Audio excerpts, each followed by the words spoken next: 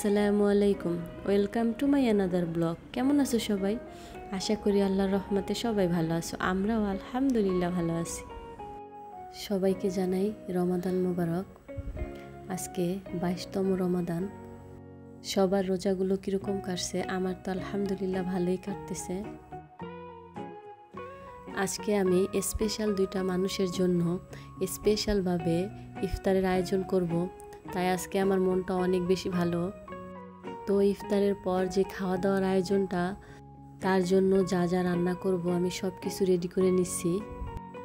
রমজানের সময় কিন্তু পোলাও, বিরিয়ানি, খিচুড়ি এগুলোর থেকে কিন্তু সাদা ভাত খেতে বেশি ভালো লাগে। যেহেতু অনেক ভাজা পোড়া খাওয়া হয়, তাই গ্যাসের প্রবলেম লেগেই থাকে।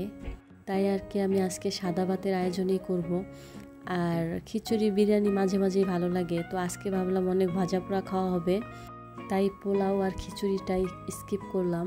আর আমি মনে করি সব বাঙালিদেরই এই নর্মাল খাবারই সবচাইতে বেশি ভালো লাগে।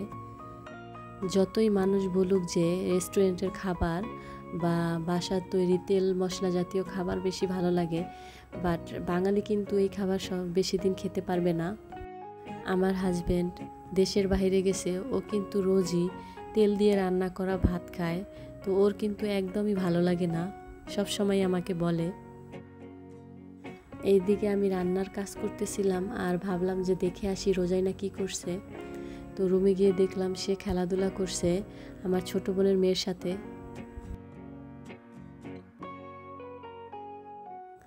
দেন রান্নাঘরে এসে দেখলাম যে গ্যাস একদমই কমে গেছে। তো ভাবলাম কারেন্টের চুলায় বসিয়ে দেই, নয়তো রান্না করতে করতে অনেক লেট হয়ে যাবে। যেহেতু অনেক কম পরিমাণে গ্যাস থাকে, তো একা বা দুজনের জন্য রান্না খুব ভালোভাবে হয়ে যায়।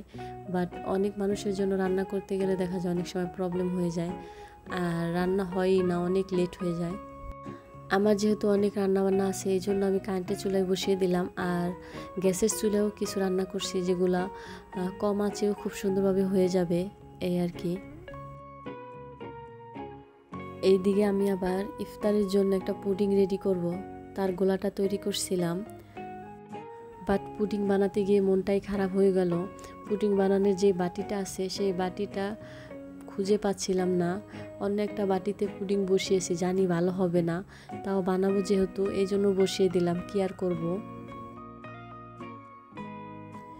পুডিংটা বসিয়ে আবার চলে আসলাম ভাজি করতে, করলা ভাজি।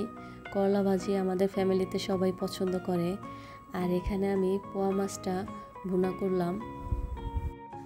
রান্না কমপ্লিট হওয়ার পরে আমি আবার ইফতার তৈরি করার জন্য ব্যস্ত হয়ে পড়লাম। আজ আমি ইফতারিতে ভাজার জন্য ফ্রোজেন করা আইটেমগুলো নামিয়ে নিয়েছি। রোজা শুরু হওয়ার আগে যে ইফতারগুলো ফ্রোজেন করে রেখেছিলাম, সেগুলি কিন্তু আজকে আমি ভেজে নেব। আরও কিছু এক্সট্রাও অ্যাড করব সাথে। আমি যে ইফতারগুলো ফ্রোজেন করেছি সেটা তোমাদের সাথে ভিডিওতে শেয়ার করছিলাম, যারা দেখো নাই দেখে আসতে পারো। দেখো, ফ্রিজে ফ্রোজেন করেছিলাম ইফতারগুলি প্রায় 20 থেকে 25 দিন হয়ে গেছে, তাও কত সুন্দরভাবে ভেজে নিচ্ছিলাম, একবারে পারফেক্টভাবে। আজকে যদি আমার এই সবগুলো ইফতার বানাতে হতো, তাহলে কিন্তু কখনোই পসিবল হতো না একা হাতে। বাট বানানো ছিল বলেই কিন্তু আমি সব কিছু খুব সুন্দরভাবে রেডি করে ফেলতে পেরেছি। আজ সব রান্নাতেই কিন্তু আমার ছোট বোন আমাকে অনেক হেল্প করছে। আমাদের ফ্যামিলির মধ্যে যে আয়োজনে করা হোক না কেন, যে কোনো ওকেশনে থাকুক না কেন, সব সময় ও কিন্তু সবাইকেই হেল্প করে। সেই কথাটা কিন্তু তোমাদেরকে আমি আগেও বলেছিলাম।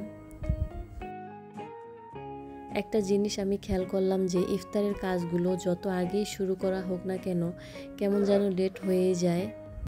আমি কিন্তু আলিফকে 12টার দিকে মাদ্রাসা থেকে এনে খাইয়ে দাইয়ে ঠিকঠাক করে দিয়ে দেন কিন্তু রান্নাঘরে চলে আসছি। এর মাঝে জাস্ট নামাজটা পড়ছি, আর কোনো কাজ করি নাই। সবই কিন্তু ইফতারের আয়োজনই করছি, রান্নাবান্না করছি। বাট তাও দেখো প্রায় লেট হয়েই গেছে, ঠিক তাড়াহুড়া করতেই হলো। এই যে পুডিংটা বসিয়েছিলাম, সেই পুডিংটা হোল্ড আউট করে নিব। দেখো, আমি তো প্রথমেই বলছিলাম যে পুডিংয়ের বাটি ছাড়া কিন্তু পুডিং সুন্দর হয় না। আমার পুডিং কিন্তু মাশাআল্লাহ অনেক সুন্দর হয়। সেই ভিডিও কিন্তু আমার আইডিতে আছে, সেটা চাইলে দেখে নিতে পারো।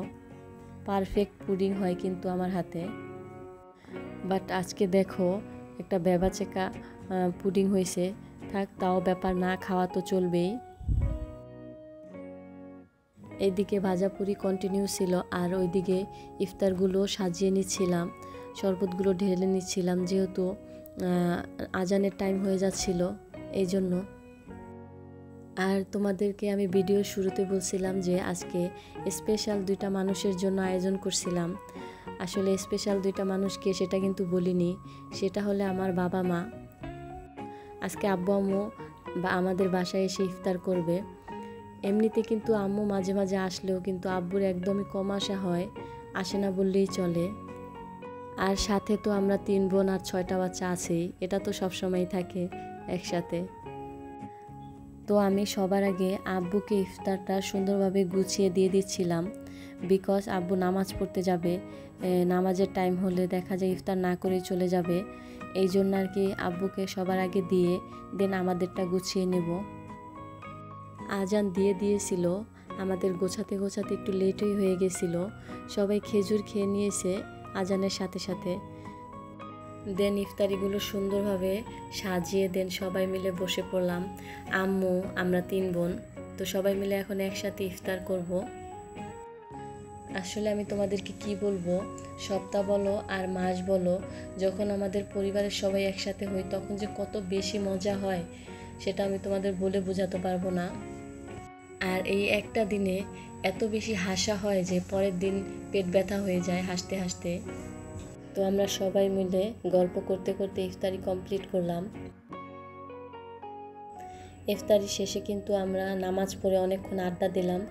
আর আব্বু যেহেতু চলে যাবে এই জন্য আর কি রাতের খাবারটা টেবিলে সুন্দরভাবে গুছিয়ে রাখলাম, যে যার ক্ষুধা লাগবে সে খেয়ে নিতে পারবে। দেন কিন্তু প্রায় রাত 11টার দিকে 3 বোন মিলে শপিংয়ে চলে গেলাম।